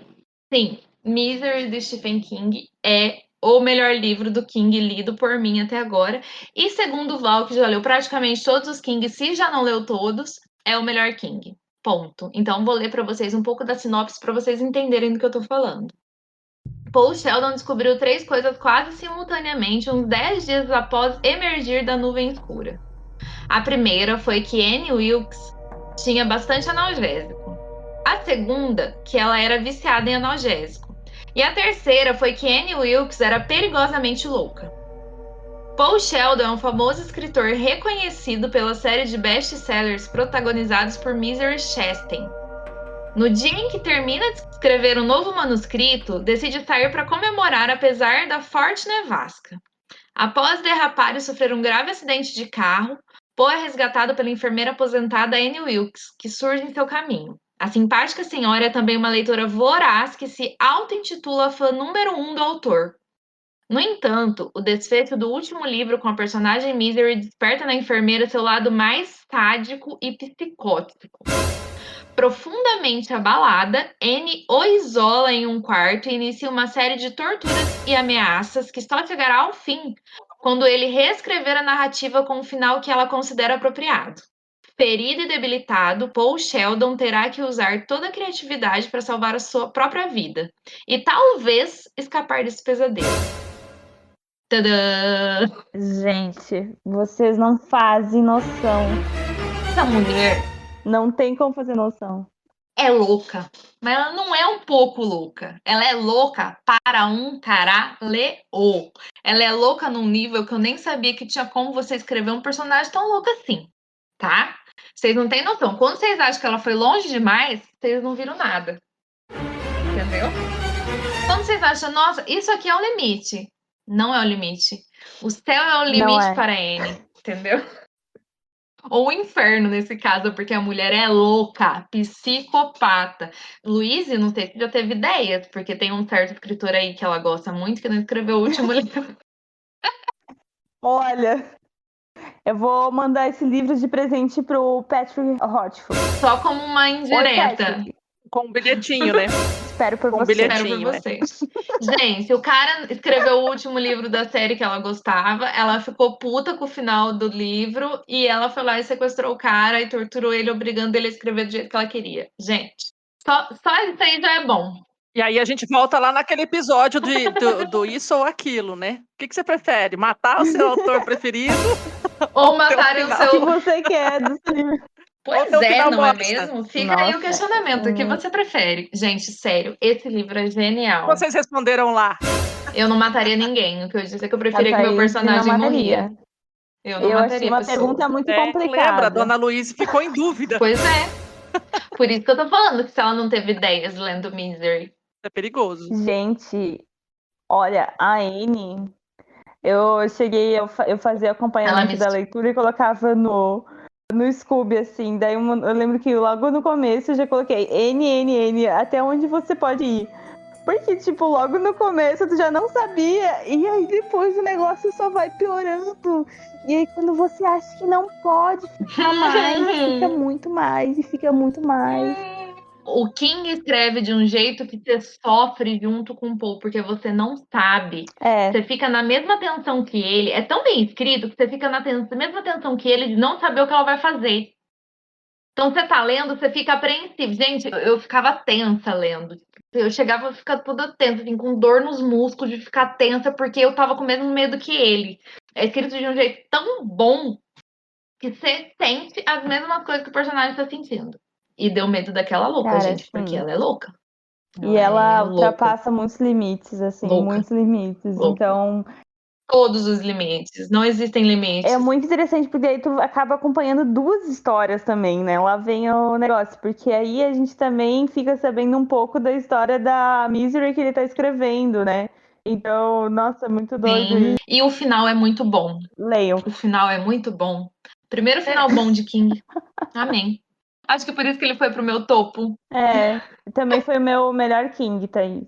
Melhor King, É, eu assim, e concordo com a Blau. ficou em primeiríssimo lugar, porque ele me fez sentir muito. Eu gosto de livros que me causam essas sensações. Eu tive poucos nesse começo de ano, mas acho que esse começo de ano eu também não estava muito bem. Mas esse, olha, ganhou o prêmio. Sério. É, esse, Maravilhoso, gente. esse Lê. estaria no meu top 3 também. A Thaís colocou antes, mas tudo bem, né? A gente comenta aqui junto. Eu não sou capaz de opinar, então, quem sabe? Por tantas indicações, eu acho que até vou dar uma caçada aí, vou atrás e de repente ler e conhecer para depois, quem sabe, em algum outro episódio, fazer parte aí dessa bandeirinha aí do Stephen King. Na verdade, eu nunca li nada do Stephen King, então, acho que já que esse é o mais top para todo mundo, então eu vou ler só esse. Ah, já li o Stephen King? Já. Leiam Misery. Misery é maravilhoso.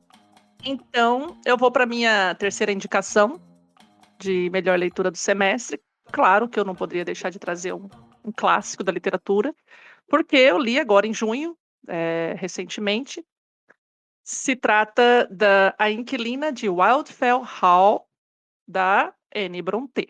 Já aproveitando a deixa, que eu quero me corrigir, porque no episódio da doida do morro lá, desculpa lá como que era, do Morro dos Ventos Vivantes, eu juro que eu acreditava que era Windfell, que ia para mim, de repente eu olhei e falei, meu Deus, é um L ali, não é um N. Então é Wildfell Hall. Eu sempre falei errado. Aí quando eu comecei a Eu realmente ler o também achava que livro, era Wind. aí quando eu comecei a ler o livro, assim, opa, parece que eu falo errado, né? Enfim.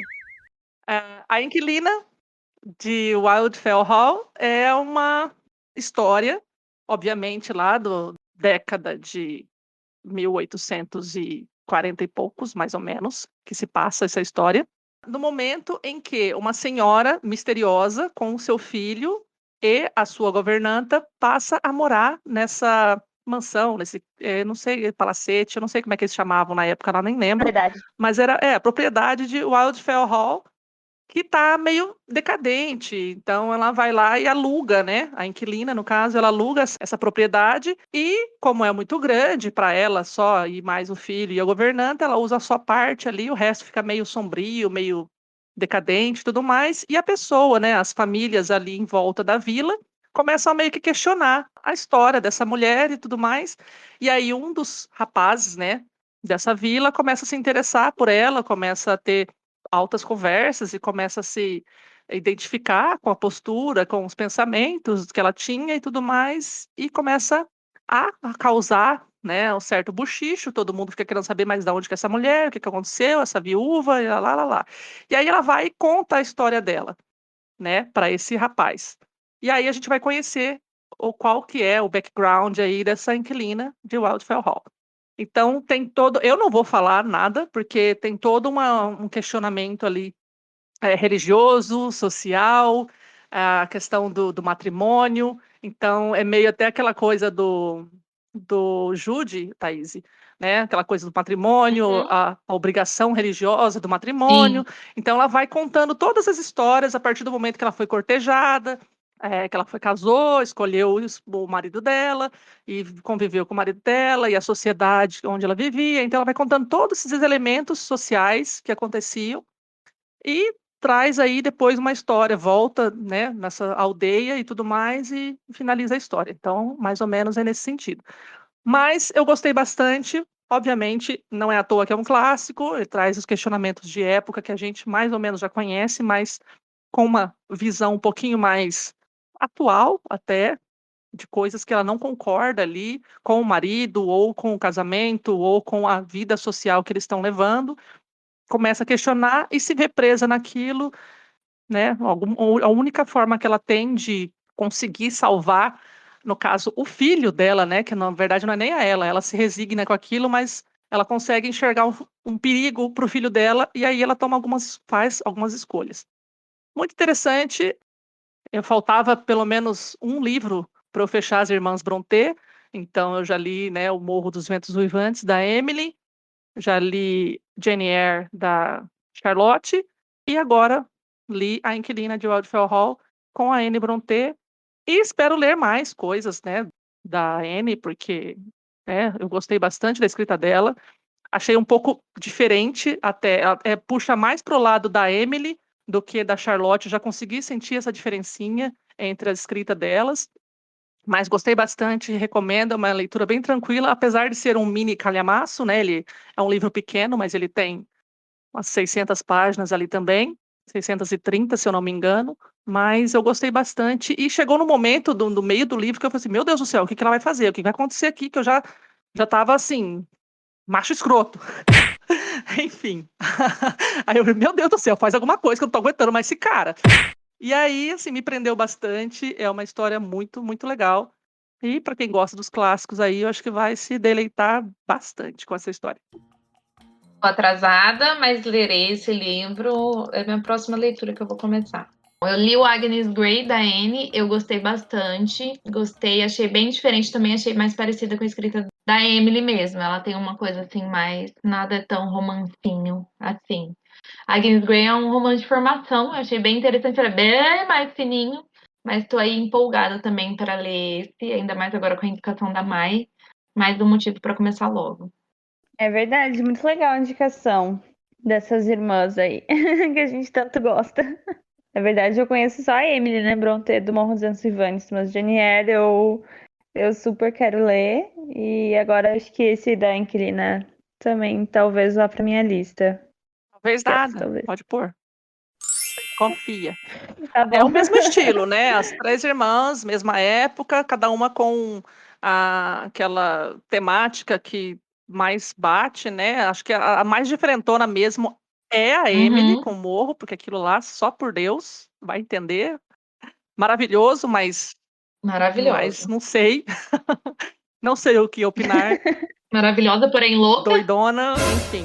Agora, já a Inquilina é uma coisa mais corriqueira. Eu acho que a gente talvez se identifica um pouquinho mais aí, não sei. Nunca tive problemas com o meu casamento, mas você consegue enxergar ali mais a mulher humana, as ideias dela, as crenças que ela tem, baterem de frente com outras pessoas, e é bem complicado. E no caso, a mesma coisa que a Jane Eyre, a mesma aquele perfil também, de que uma mulher mais moderna, dentro de uma sociedade patriarcal, que quer encontrar o espaço, enfim. Muito bacana. Legal a indicação. Eu também venho com a indicação de uma escritora, essa minha, para fechar meu top 3, que é uma escritora brasileira, Zélia Gattai. Eu li esse livro em fevereiro, março, talvez, por aí, para o grupo do Leia Nacionais. Na verdade, não posso dizer para o grupo, porque eu li um mês depois que o grupo leu, né? Mas tudo certo. Por causa do grupo, então. Por causa do grupo. E nossa, eu curti muito. Ainda bem que esse livro tava lá na lista do ano. Tá certo que eu ajudei a votar nele? Ajudei, mas acho que em outro momento talvez eu não leria. Mas eu me surpreendi super com esse livro, que é Anarquistas Graças a Deus, da Zélia. É um livro que é autobiográfico, mas a escrita, ela é maravilhosa, assim. Realmente fazia tempo que eu não lia um livro assim, que é sobre essa realidade cotidiana, assim, que era tão fluido, tão gostoso de ler, e acabou eu querendo mais. Isso que ele é um livro grossinho, assim, mas mesmo assim acabou e eu queria mais, eu queria continuar sabendo a história. E aí eu fui no meu Kindle tentando passar as páginas, mesmo. Fiquei triste. Mas eu vou falar a sinopse para vocês entenderem um pouquinho mais. Anarquistas Graças a Deus foi publicado em 1979 e é o livro de estreia de Zélia Gattai e seu primeiro grande sucesso. Filha de anarquistas chegados de Florença por parte do pai, Ernesto, e de católicos originários do Veneto, da parte da mãe, Angelina, a escritora trazia no sangue o calor de seus livros.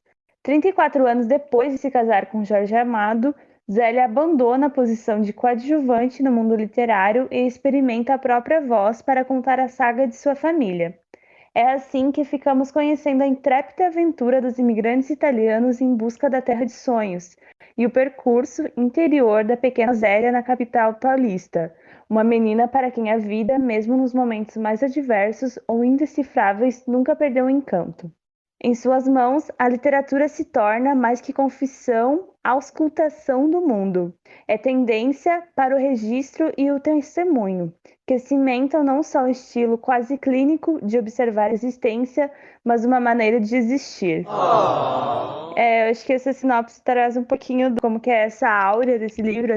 Eu acho que ela tem um dom único assim para falar sobre essas questões cotidianas de uma forma que envolve o leitor e que faz a gente entrar naquela realidade, assim, porque acho que eu nunca tinha lido um livro que me fizesse conhecer essa parte da imigração italiana, de viver em São Paulo, né, na capital paulista, de como que era o clima de lá, e é uma coisa que acabou me deixando bastante próxima pela questão da gente, sei lá, que conhece de história do Brasil um pouco, assim, então teve vários sentimentos como esse, mas ao mesmo tempo que a forma que ela conta fica uma coisa muito, quase parece ficção, assim, porque fica muito gostoso de ler, e é muito doido, porque na real tu tá lendo o cotidiano de uma família.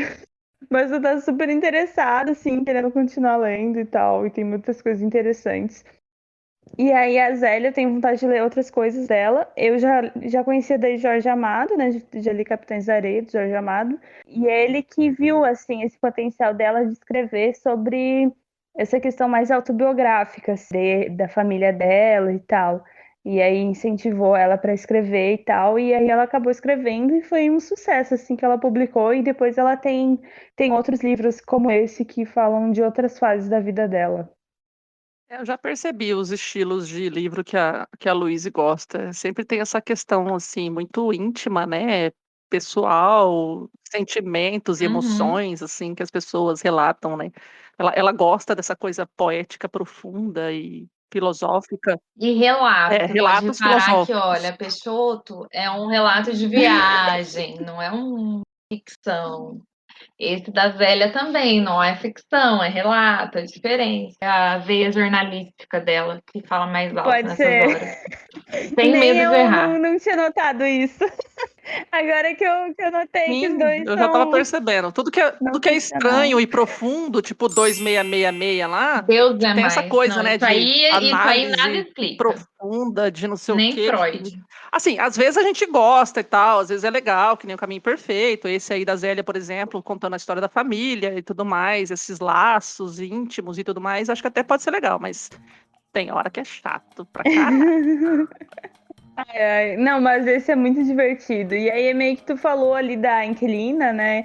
Que traz isso da realidade da mulher. Esse também, né? Tipo, fala sobre as filhas, a irmã dela que ia casar, e aí essa questão do noivado, e como era, ela como criança tinha que acompanhar, que ela é mais nova, né? E aí também traz a questão, eu acho muito bonita a figura da mãe dela, Angelina, e é muito engraçado porque a gente sempre pensa, uma matriarca italiana, gosta de cozinhar, gosta de cuidar paparicato dos filhos e tal, e enfim, né, a gente tem um estereótipo meio formado, pelo menos eu tinha, assim. E aí a Angelina, ela odeia cozinhar, ela faz de tudo, ela não cozinha, ela não cuida da casa. É tudo ao contrário. E aí ela é toda uma alma assim muito poética assim, ela fica escutando música clássica e aí toda fica pensando na vida, e tem os livros que são só delas e aí as cartas que ela recebia tipo da época da juventude, da família italiana, e aí as crianças mexiam nisso quando ela não estava em casa, sabe? Então tem todo esse ar assim, tipo de segredo assim, e dessa mãe diferente, sabe? Eu fiquei muito encantada com a figura dela assim. E também tem outras coisas que é muito, tipo, mãe fazendo isso, né? Que é, tipo, brigando com os filhos, essas coisas assim, sabe? Então é muito próximo. E a própria Zélia também, como criança arteira, porque era uma criança muito curiosa, assim, queria muito saber de tudo, também era apaixonadíssima pelo pai. Depois eu fui pesquisar, o pai dela foi preso por uma ditadura que teve aí. Agora eu não lembro quais das ditaduras que teve, mas acho que foi da época Vargas, talvez. E aí ele foi preso, foi torturado, umas coisas assim, depois ele acabou morrendo, assim, bem triste a história. E, nossa, mas muito incrível, assim, conhecer essa família. E também a gente tirar um pouco dos estereótipos que às vezes a gente acaba carregando. Legal. Muito legal.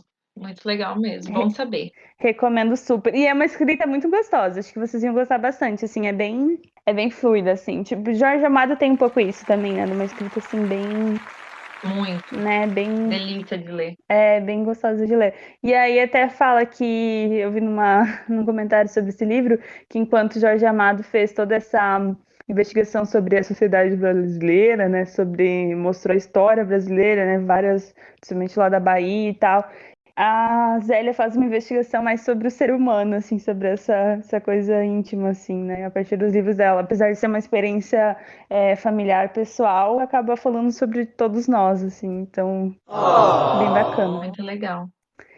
E aí, chegamos ao final de nosso top 3 melhores leituras do primeiro semestre de 2021, mas teremos aquele momento esperado por todos, que é o momento de menções honrosas. Momento da roubadinha. Ao rosa. Da roubadinha. Horrorosas, honrosas. Mas a gente talvez vá tentar fazer apenas menções, mas não prometemos nada. Eu garanto. La garantia soy yo.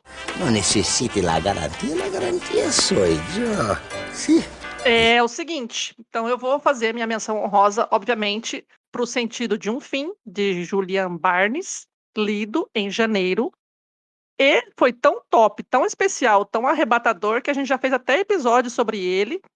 Pois Especial, O Sentido de um Fim, porque foi top, top, top. Eu não coloquei ele aqui como top do semestre, porque já fizemos um episódio especial sobre ele e não precisa falar. Então, quem ficou curioso, quiser conhecer, porque ele tá realmente no top 3 meu do semestre, vai lá conferir o episódio. E outro que eu li recentemente é o A Filha da Fortuna, que foi lido agora em junho também, junto com algumas meninas lá do grupo, da Isabel Allende. Também menção honrosa, por quê? Porque eu ainda estou digerindo ele. É uma história magnífica, linda, da Isabel Allende. Então, assim, ele não teve aqueles elementos de impacto que eu geralmente, né, coloco aí nas minhas leituras, nas melhores leituras.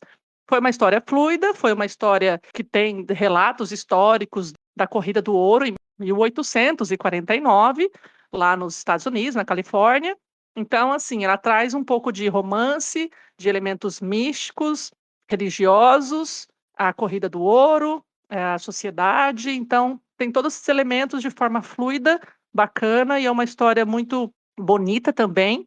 Então, fica aí como menção honrosa para esse primeiro semestre. Faço minhas palavras da Mai falando de A Filha da Fortuna, porque eu amei essa leitura também. Muito lindo, gente. A Ende sendo a Ende, não é mesmo? E aí já deixo também a indicação de Longa Pétala de Mar, que não é um dos meus favoritos dela, mas a gente leu esse primeiro semestre também. E vale a pena ser lido, porque a Ende sempre vale a pena ler. Mas A Filha da Fortuna é melhor. É melhor. É bem melhor. O que mais eu quero deixar como menção honrosa? Cachorro Velho, que eu li também agora nesse primeiro semestre.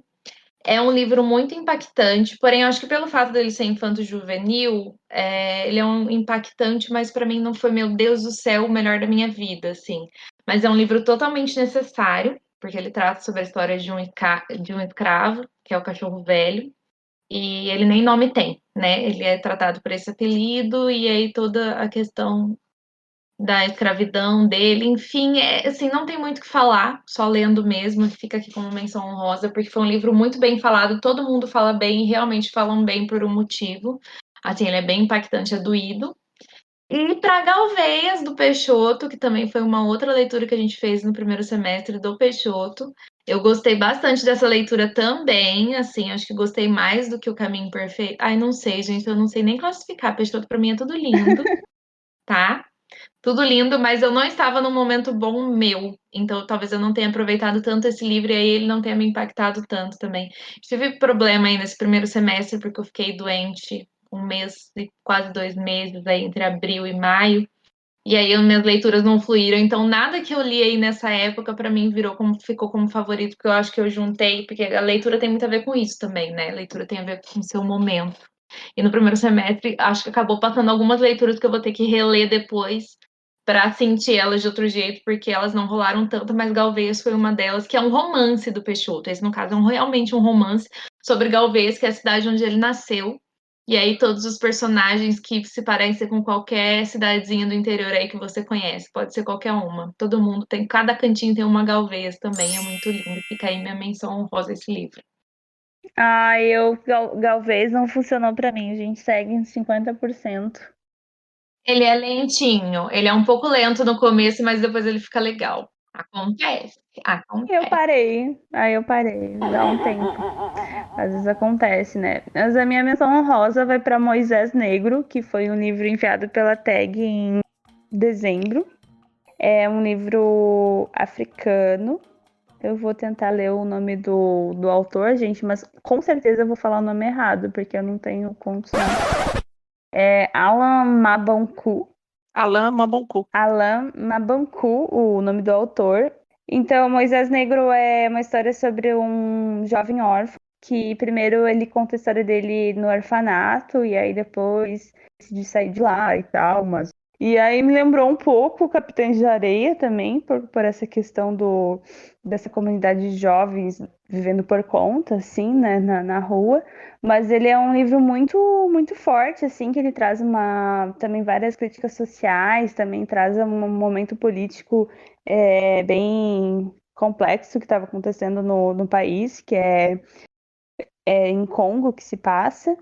É muito doido, assim, porque ele também é ele não é um personagem totalmente confiável. Moisés Negro, ele talvez tenha problemas psicológicos. E então, às vezes, a gente não pode confiar totalmente nas coisas que ele tá narrando, porque ele é um pouquinho doidinho. E aí você não tem muita certeza do que tá acontecendo, mas é bem, bem incrível, assim, acompanhar a história dele, é muito forte e me marcou bastante. E eu acho que escritores africanos sempre devem ser lidos e ser conhecidos, então fica a menção honrosa aqui a esse livro do primeiro semestre. E eu faria com certeza uma menção honrosa 2666, mas vocês podem conferir mais informações quando não tivermos. Vale porque não terminou. Eu terminei 4 livros de 5, então já vale. E o quarto livro é o meu favorito, amei, favoritado. Quarto livro de 2666, que é um livro do Roberto Bolaño. Mentira. É verdade, gente, eu gostei muito, as meninas não gostaram. Tô na metade ainda. Luiz Day nesse, porque não tá rolando, gente. Luiz Day legal. Cadê coragem? Eu gostei muito, eu ainda não acabei o quinto. Só eu que terminei e não vai entrar nem um dedinho no melhor do semestre, mas nem a pau. nem a unha do dedinho do pé. Eu acho que possivelmente entre nas minhas melhores leituras de 2021 lá no final do ano, vocês podem conferir. Pelo amor de Deus. Possivelmente entre nas minhas piores leituras de 2021, que eu mais sofri para ler, que meu Deus do céu, só um milagre. O sofrimento é real. Então, gente, estão vendo como a leitura ela é muito pessoal para cada pessoa? Porque eu favoritei demais. Luísa do Contra. O quarto livro é muito bom. Luísa, o que essas coisas profundas dela? Eu acho que ela deve ver espírito nas páginas, deve rolar uma... Sei lá, sabe quando... Não sei, é que eu nunca me droguei, mas sabe quando você fica... As vozes da cabeça dela. Viaja, acho que ela deve ficar muito viajando naquela conversa do Bolaño, mano. Ela deve ficar pegando conversa que a Luísa usa drogas pra ler. Nossa. Na verdade, eu acho que ela pega o livro pra ler, dorme, viaja e acha que foi o livro e tá tudo bem. Não pode ser, não pode ser o mesmo livro. Gente, mas eu adorei. É muita pira, que poético. Mas não entrou no semestre, viu, gente? Isso aí é só comentários aleatórios sobre um livro chato. Não entrou aí nos melhores do semestre. Porque não vale, porque a Luísa não terminou e a Thaís também não. Só eu terminei, então não vale. Pois é, mas entra em menção honrosa, não é póstuma, por terminar. Luísa Inacabada. Do lado... É uma menção honrosa do Instagram Luísa Inacabada.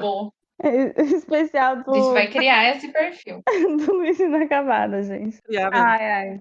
Não, e vamos fazer assim, ó. Não, já tive uma ideia. A gente cria o perfil, Thaís, e aí a gente posta as leituras inacabadas dela, porque ela não vai postar. Aí toda vez que ela Ela falar não um vai negócio, a gente contar. grava e posta lá, ela falando, ai, não terminei. Olha, esse eu também não. Ó, É, a boa gente vai fazer ideia. um Eu meme acho do Luiz. justo. Vai Eu viralizar. acho justo. Gente, vai bombar, vai viralizar. Descobrimos a fórmula do sucesso. Exato. Tá vendo? É isso que a internet quer. É pra isso que as pessoas pagam a internet. Sem dúvida, pra ver a Luíse. Não lembro. Verdade. Não lembro. Um livro que eu não vou ler hoje. Só Olha, curioso aí, mesmo. pelo menos o Ai, 2666 é um livro que eu, certeza, não vou reler. Tá aí uma certeza que eu tenho na vida, né? Só essa. Eu quero Essa e reler a ele. morte. Nossa! Pesado! Prefere reler Pesado. Bolanho ou morrer? Ah, Esse como é é que vai fácil. ser? Vai você cremada ou enterrada? Assim, depende. Se eu morrer, eu vou pra onde? E morreu. Então, temos um episódio? Temos um Temos um episódio de episódio. melhores leituras e quase uma especial piores leituras da Mai. Melhores leituras e uma controvérsia. E uma que não é, gente. É tipo assim, a gente falou várias que, olha, gente, a gente recomenda. Aí Só uma a que a gente Luísa. não recomenda. Só a Luísa. Eu recomendo. Eu recomendo. Vai por sua conta e risco, caro ouvinte. Exatamente. Confie se quiser. E o melhor é eu indicando esse livro, porque eu falo, tô super empolgada com aquele livro, cheio de marcação, e aí as pessoas perguntam sobre o que é. Aí as pessoas ficam no mínimo Vixe. 10 minutos paradas me ouvindo falar e ficam sem entender sobre o que é. É sobre isso, mas não é. Aí tem outro livro que é sobre isso, mas não tem nada a ver com o primeiro. Aí o terceiro é sobre essa coisa, mas o que tem a ver? Nada. Nada. Aí o quarto, um monte de mulher morrendo e sendo assassinada. O melhor. Ai, adorei esse, porque 200 mulheres são assassinadas e descritas uma por uma como é que elas foram mortas e achadas Esse e é melhor. arrebentadas no meio do terreno baldio. Maravilhoso. Só por E Deus. o quinto eu tô descobrindo, talvez eu saiba quem é o escritor, mas talvez não sei ainda. Vai lá ler pra você ver, vai ser maravilhoso. Eu quero rir na sua cara no final. Gente, Bolanho quer fazer a gente de trouxa. Eu já disse aqui, confia em mim. Ele tem o dom de fazer a gente de otária lendo os livros dele. É só isso Não, que eu quando tenho você a dizer. terminar, Luiz, a gente É. vai fazer uma Tô chamada cansada de de ser feita de vídeo. trouxa. Nunca Sabe mais o ele me faz Simba de quando trouxa. entra na frente da caverna e fala assim, eu rio na cara do perigo? Eu quero rir na cara do seu término do livro. Eu quero rir muito. Eu quero ver você, assim, eu quero ver no vídeo. Vai ser maravilhoso. Eu vou assim, e aí? E aí? Essa Mai vai. Eu vou assim, Essa e Mai é aí? terrível. Ela é Só por Deus. sádica. Nossa. Tá Já empolgada? tô. Eu tô maravilhoso. Eu tô muito feliz. Eu tô muito feliz que eu consegui terminar esse diacho. E eu fui até o fim, porque assim, ó, gente, a gente não é a favor daquelas pessoas. Eu vou ficar feliz quando eu terminar também, porque eu Vocês vou. ficarem forçando uma leitura que não tá legal. Isso não é positivo, não é legal. Mas esse eu fiz questão de terminar pra, olha, mais do que corte, esse aí vai ser o que eu vou passar a vida falando mal. Coitado. Esse eu preciso ler também, assim, virou questão de honra terminar ele. Até o final do ano eu termino, gente. Volto aqui pra contar. Então, gente, vamos encerrar esse episódio com muita polêmica, porque a gente não consegue fazer um episódio sem polêmica, então Eita. temos uma polêmica sobre 2666. Tretas, muitas tretas literárias. Tretas E a literárias. prova de que leitura é uma coisa muito pessoal, né? Gosto, cada um tem o seu. Muito bem, obrigada. 2666, 5 estrelas. Não, apesar de que nas melhores leituras aí a gente encontrou bastante coisa em comum aí, apesar de a verdade. gente ter lido junto ou não, mas tivemos aí várias coisas que a gente concordou. Então, esse Menos episódio foi 2666. menos esse daí. E aí vocês podem deixar nas nossas redes sociais o top 3 de vocês esse primeiro semestre. Indique lá pra gente, a gente também quer saber, conversar. E quais são nossas redes sociais, Thaís? Você encontra a gente tanto no Instagram quanto no Twitter no @lit sem frescura. @LIT sem frescura. É isso, gente. Deixem lá o top 3 de vocês também, que a gente também quer saber quais foram as suas melhores leituras. E aí, se vocês não conseguirem colocar um top 3, dá aquela roubadinha e façam suas menções honrosas também. Então, enfim. Também. Pode À explorar. vontade. Se você só leu coisa boa esse semestre, por favor, também vai lá indicar pra gente. A gente gosta de indicação, a gente gosta de se endividar. Não! Isso aí. A gente Ai, gosta ai. de ter muitos livros pra ler e não ter tempo e ficar desesperada. Eu quero ser isso uma aí. pessoa casada ainda. Então, né, gente? Eita, Tchau, gente! saldo do Prime Day. Meu Deus do Tchau, céu. gente. Tchau, gente! Você ouviu o Literatura Sem Frescura. Gente, vai chegar tudo na minha vizinha. Que? Eu pedi pra ela receber minhas caixas. Nossa senhora, ela já pegou Ela encomendas já antes? sabe, ela já tá avisada. Ela tá avisada, eu conversei com ela.